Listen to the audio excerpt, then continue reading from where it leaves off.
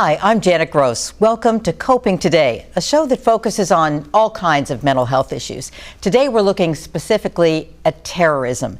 In light of the New Year's Day terrorist attack on Bourbon Street in the French Quarter, we want to talk about the ways, so many ways, terrorism affects our mental health. Joining us as always, Dr. Roy Salgado, Professor of Counseling and Behavioral Sciences at the University of Holy Cross. It is unthinkable and sometimes unimaginable, but most of the time, these things are far away. But when it happens so close, it's both unreal and too real. Right. It's crazy. When you think of terrorism, we here in the United States, we think of London and Paris and Jerusalem. Yes. Maybe we even think of New York and Washington, D.C., but we don't think of New Orleans. Right. To think that anywhere terrorism can hit. And so now we see, we have been hearing rumblings of potential terrorist acts and of soft targets in the United States for quite some time now. And so we kind of been expecting for something to happen somewhere, but here we come to find out that it's in our own community. It happened in New Orleans on January 1st. We have so many of these events too. So, you think, wow, if somebody is trying to terrorize, the more people, I guess that's their goal. Right. We have football games, we have festivals, we have Mardi Gras, we have all sorts of different things in this city. So it only makes sense that this being a port city, a very important city, that we would be among the list of communities that would be a target. And terrorism is, of course.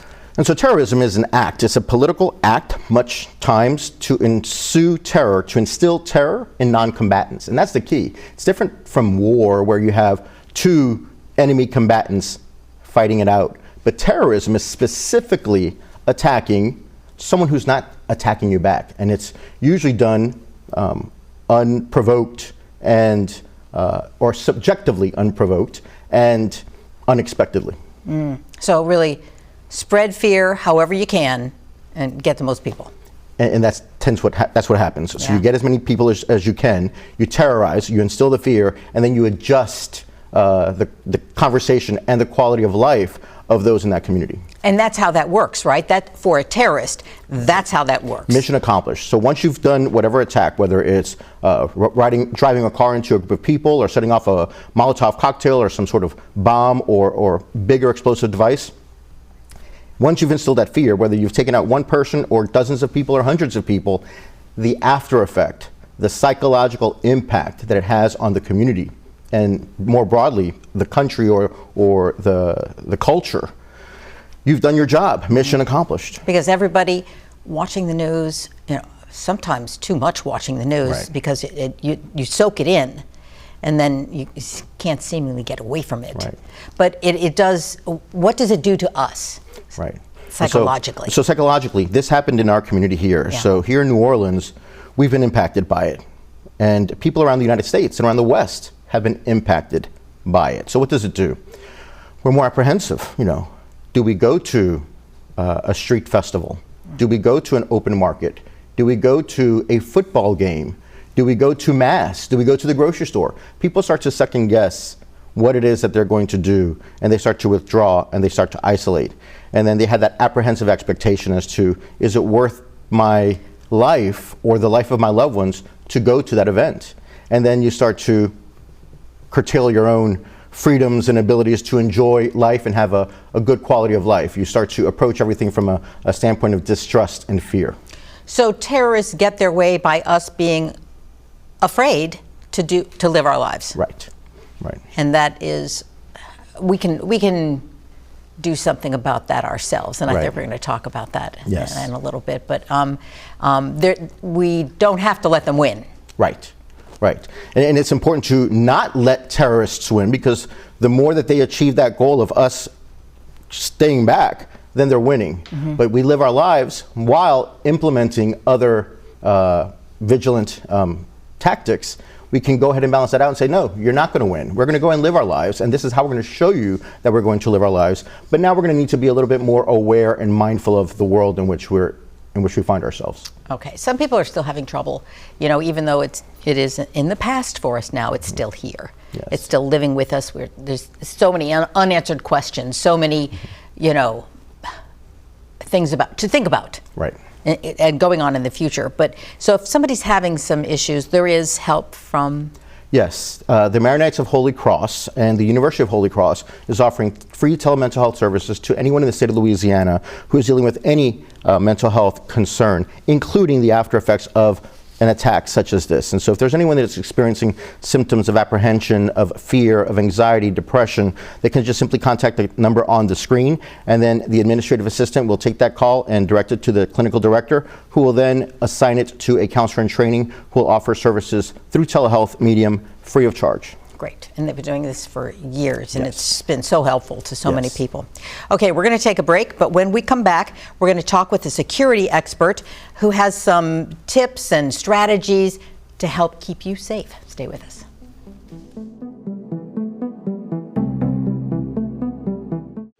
Do you love sports?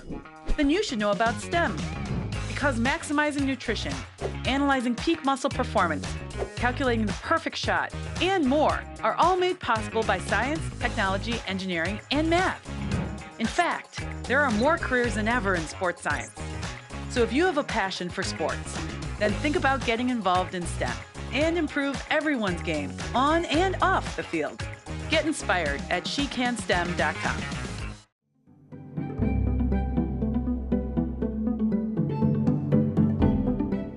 Welcome back to Coping Today. Joining us now as we talk about terrorism and our mental health is Chief Marshal Pierre, University of Holy Cross Chief of Police and Director of Public Safety. Thank you for being here. Thank you for having me. Because I'm fairly certain that most people who watch this play out literally on video, watching endless reports, and everybody has had to think, what if I was there?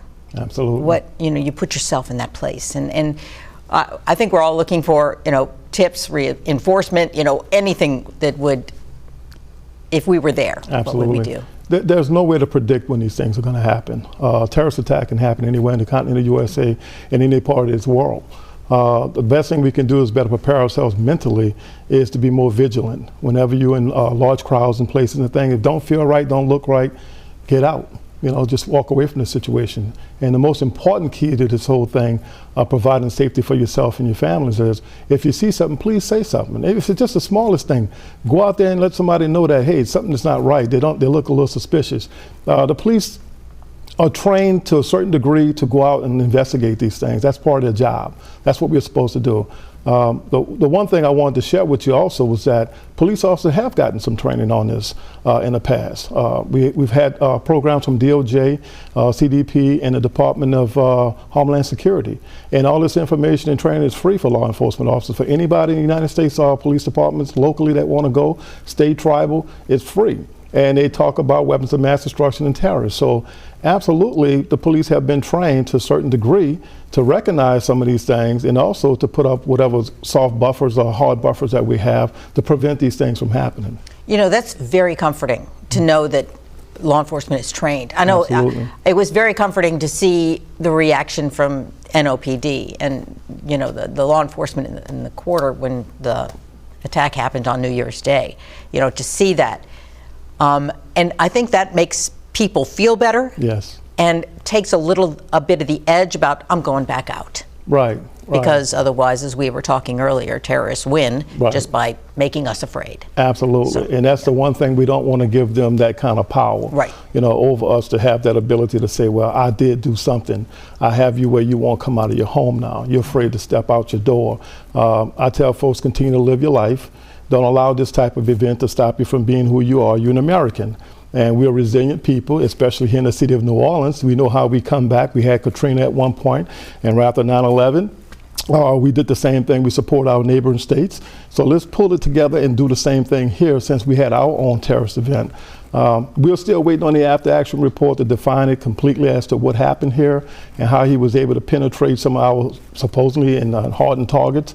But it's a learning lesson. It could have been a whole lot worse. We thank God that it wasn't. And we pray for those souls that were lost and those that are still suffering in the hospital right now. But as a police officer myself, this is what we do every day. We put our lives on the line. You saw those guys running towards that vehicle and laying down suppressing fire, even being shot at and stuff like that. And this is the job we do. This is what we have to do, and we ask that out of Louisiana and New Orleans. Hey, don't let this stop you from being who you are. Go out here and live your life. Be a little bit more vigilant. That's why we ask, and just be a little bit more vigilant about what's going on. And by vigilance, what do you, look around? What, you know, I know you said be aware, but you'll hear people in the crowd. Sometimes these guys, these lone wolves, they're pretty solid. They stand out. You look at some incidents that happened in previous terrorist attacks that have happened in the United States where they methodically didn't fit in. They just didn't look right in the crowd. And I don't mean by race or anything like that. We're talking about the clothing. Or they having equipment that they're dragging around with them. This guy was walking around with ice chests and stuff like that, and water coolers. I mean, that's not a normal thing doing an event like this. So those are suspicious stuff that you want to look into and say, look, what's going on with him? And did he just leave it there? You know, so those types of things you want to look for. And if you're not 100% sure what's going on, get the local police that's right there in the corner and say, hey man, this guy left this container right here. Can y'all come check it out? Something ain't right. You know, and to that point, you know, the low-hanging fruit that we as citizens, we're not trained police officers, we're not trained first responders, but we can become vigilant in terms of our surroundings. You know, like be aware of our exits. You know, not only the typical entrance and exit of a building, but you know, if something happens, any logical place that can be an exit, make it an exit. You don't have to follow the rule and say, oh, this is for personnel only. You got to get out, you got to get out. That's correct. You have to hide, you have to hide, you have to run, you have to run, you have to fight, you have to fight. And so, you know, as a father, you know, if I find myself in a public place, a grocery store, or even at mass, I'm aware of my surroundings so that I can know if something were to happen, if something were to go down, this is what I would do in this instance. And I think that we need to be thinking that way. We need to be thinking ahead. Maybe we don't get formal training, but we need to be prepared in our own minds in terms of what we do if something were to happen. And I really appreciate you talking about those points of things that stick out, like an ice chest. You know, that's something that would stand out, or the clothing. You know, and we don't want to distrust our fellow neighbor. You know, we don't want to get caught up in that trap of profiling people, but perhaps odd behaviors, odd objects, and just situations. When the situation doesn't seem right, trust that instinct. Absolutely. You know, I mean, you're right. To your point on that, if you at Mardi Gras, you know, everybody has an ice chest. Everybody but here's the deal. Wear a mask and push in a cooler. Exactly. But there are key things that you can look for. If that person abandoned that ice chest for a long period of time, they just haven't coming back, you know, let's get a little concerned about that. Like, you know, maybe I need to go contact the police on the block and let them know, hey, somebody just left an ice chest there. We just had an incident and we need to look into this particular situation. But to your point earlier, it's funny you say that. When my wife and I and the children go out, I'm the first to go through the front door, and I'm always scanning for exits and entrances and stuff like that, ways to get in and get out. And I'm the one who's sitting with his back against the wall, and I'm watching those doors. And my wife's like, you got to learn how to relax. You know, it's just my training, and it's just the way my vigilancy kicks in. You don't know who's been radicalized to do these types of things, you know, so you have to be prepared for those things. And it's interesting because it's something that I hadn't not ever done before, but the way the world has changed, and when I became a husband and father, something kicked in and I started to do that. And so I think it's important for parents and just the average citizen to really operate that way as a preventative measure. We can't prevent these things from happening, but we can perhaps mitigate the carnage or whatever might happen if we are more aware. Absolutely. And you know, again, to those folks who that actually resigned from their positions as a result of this, I say to you, please go back. Just reassure that this city is coming back. This city will do everything humanly possible to make sure that this type of event won't happen again, you know, significantly like it did. We have some work to do. We all know that. We all have some work, but it's not just the city officials, it's us too. As citizens, we have responsibilities, you know, to take and step up, come up with some ideas. Let's stop pointing the finger and come up with a solution now. It's time to start fixing the problems that we know are there already, and let's make sure we get them corrected today. Be a part of the solution. Absolutely. Really. And not the problem. Yeah. Absolutely. I mean, I am thankful that a lot goes on that I don't know about. There are people watching and, you know, protecting that you don't even know they're there to protect you. Absolutely. I'm very thankful for that. And there's a purpose for that. There's a real purpose for that, because if we give you information every day as to what's going on out there, the bad guys are watching too. Right. You know, so they're getting that information. And they're pre-planning. They're going around the curve and say, let's try it this way now. You know, plan B. So absolutely. You know, just be vigilant. You had mentioned that training from the Department of Homeland Security and the DOD and the DOJ for first responders and for law enforcement. is there a similar type of training or information for citizens to be able to They do. go? DOJ, CDP does have programs, laypersons, as what it's defined as, that can become volunteers to come at the call whenever there's a disaster, catastrophe, a catastrophic event in the country. It is free. You go to their website, and they can link you up. They're going to give you a SID number, student identification number, that you can use to log in for different courses you can do online. And then when it's time to go and do a clinical trial, they will actually fly you into the base and have you set up and take those training in real time. So it's a very good program. They do have training. It's available. It's more catered towards law enforcement, medical personnel, and first responders, as you say, but they do have stuff for personnel, regular lay personnel that want to be a part of the solution as part of the problem. Wonderful. How as we look forward, because we've got a whole mess of big events every single year here. There's not like this in a special time, but we do have events that go year round, where it draws crowds, and a lot of people from out of town and out of the country.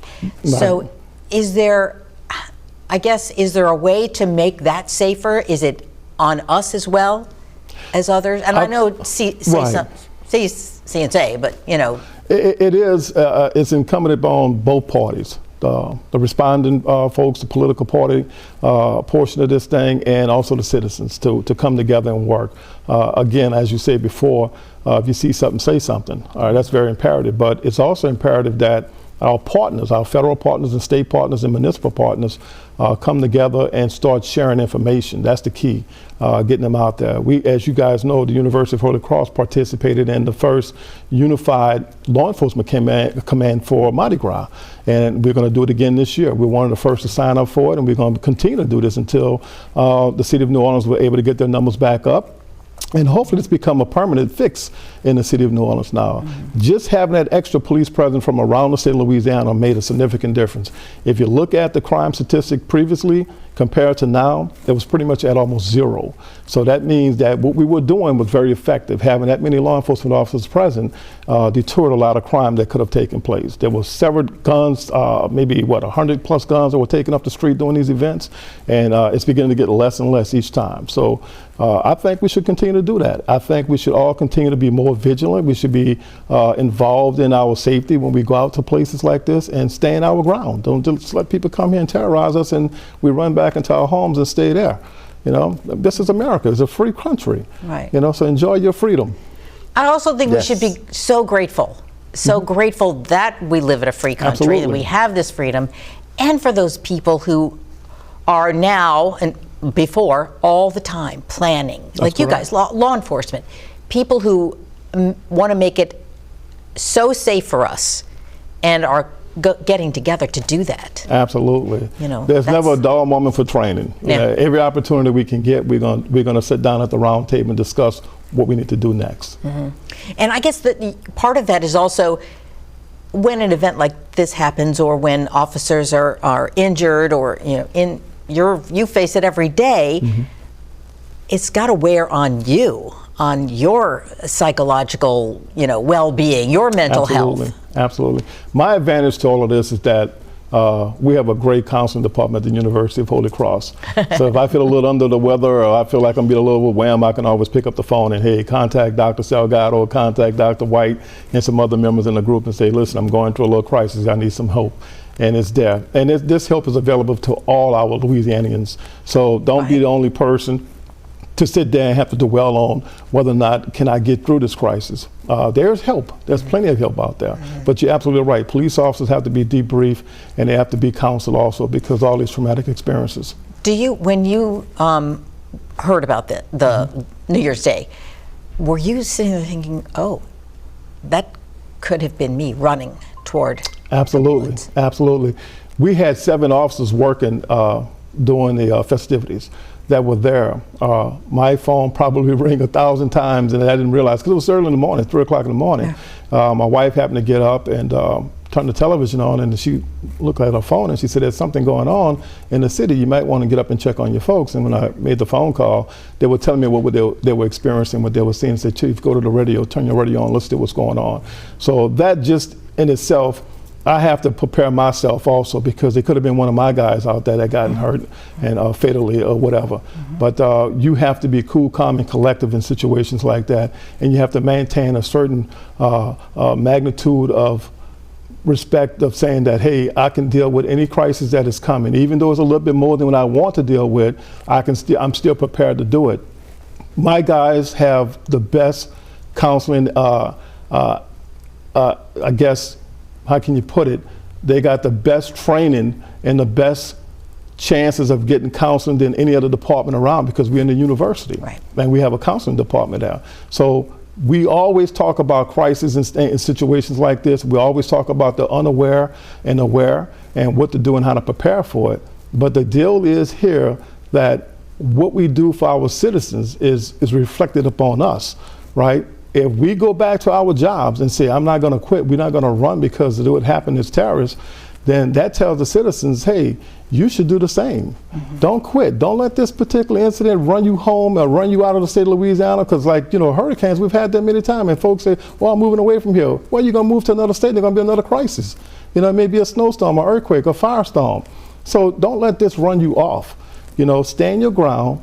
If you need counseling, Dr. Salgado has a great counseling program at the University of Holy Cross. You can call over there. Free. And it's free. That's that magic word, it free. Is. And get what you need, get the help you need to get through this thing. You know, and I appreciate what you're saying in terms of we live in America, and this is the land of the free, and it's also the home of the brave. That's correct. And you demonstrate that, you know, that courage, and so thank you for that courage. And I think it's important to, you know, that you're modeling that, and that not only law enforcement models courage and bravery, but that the layperson, the average citizen, has to represent this country, land of the free and home of the brave. And in moments like this, we have to be brave. Absolutely. Absolutely. Okay. Absolutely. Well, thank you, Chief Pierre, for being here, for doing what you do, for and for your words of wisdom and advice today. That was this is very insightful. It wouldn't be me if I didn't come out here and speak the truth. All right, and I'm telling you, to all our Louisianans and United States citizens, get up and do something. Don't let this be the stone that hold you back. Do something. Well, thank you so much for joining us and for talking with us. And we're going to take a break, and we'll be right back. All right.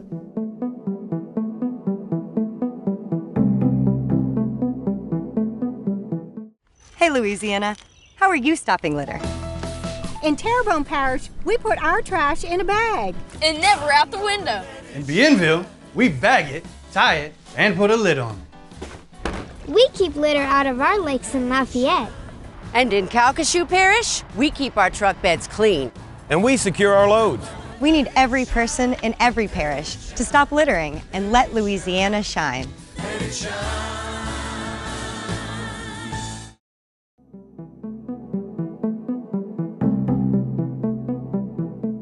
And we're back talking about how we deal with the effects of terrorism, going through it, watching someone else go through it, the emotions and dreams and thoughts about it possibly happening to you. And we've been talking about that a little bit, about how we watch and we watch. Some people watch more and more and more and really get into an event or a tragedy. Right. Almost taking it inside them. Yeah, and we need not put ourselves in that situation, because then we are likely to develop what is referred to as vicarious trauma or secondary trauma. And so trauma occurs when you're the actual recipient of an event or situation that threatens you as a person. It threatens your person, your body. So that's direct trauma. Vicarious trauma is when you come up on it and then you witness and experience things firsthand, but the threat wasn't to you, the threat was to others, but then you're there and then you experience that trauma vicariously, and then you have flashbacks and memories and then what if scenarios. Secondary trauma is when you're removed from it. You watched it on the news, you read it in the paper, you scroll through it on your phone, you see it online, and then you start to become inundated with these images. And that's secondary trauma. And then you run the risk of kind of perverting your actual lived experience by thinking that every single moment is a threat. The unfortunate reality is that we live in a world where there are threats, but this is a perceived threat at this point, because it's an event that has come and gone. You weren't impacted by it directly. Any psychological impact is secondary only because you're putting yourself in that situation by inundating yourself with a lot of information, some of it perhaps not to your benefit. Right, because if you get in there and like know every detail and want to know every update, and it's become your world, right? Almost. And we want people to be informed. We want people to be aware as to what is going on, and be able to take that information so that you can act accordingly. And be aware of what's happening in the world. And be aware of what's happening in the world, but not to the point where it's a detriment to your person, to your mind, to your spirit. That's no good. You have to know when to say enough is enough and just take what's necessary to improve your life, not to compromise your life. Because you don't want to be ignorant of what is going on. Right. You just don't need to be a part of everything. Right. When you make yourself a part. Yeah, the point of the news and the point of becoming aware of our communities is that we can become informed and armed. But you take on too much of it, you're actually disarming yourself. You're actually incapacitating yourself, and then you're withdrawing and you're isolating, and that's not good for anyone. And I know people, I guess you probably do too, who do that, and any big event becomes their event. Right. Well, okay. Yeah. So let's turn off the television. Let's turn it off. Put down the phone.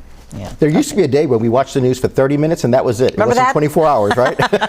That's been a while ago, huh? But now, and most young people don't remember that day. No, they do not. Okay, you know what? We're going to get to tips, but before we do, give the number for that Chief Marshal Pierre was talking about, and you have been talking about for the helpline. So important. Yes. The University of Holy Cross for several years now has been offering free telemental health counseling services to anyone in the state of Louisiana. So if there's anyone that's struggling with any type of mental health issue, including the fear associated with this recent terror attack, then you can just simply call the number on the screen and you will be referred to a counselor in training who will offer services through telehealth free of charge. So it's free, no travel time, and we're there to help the community. Perfect. Great. Okay, tips before we go.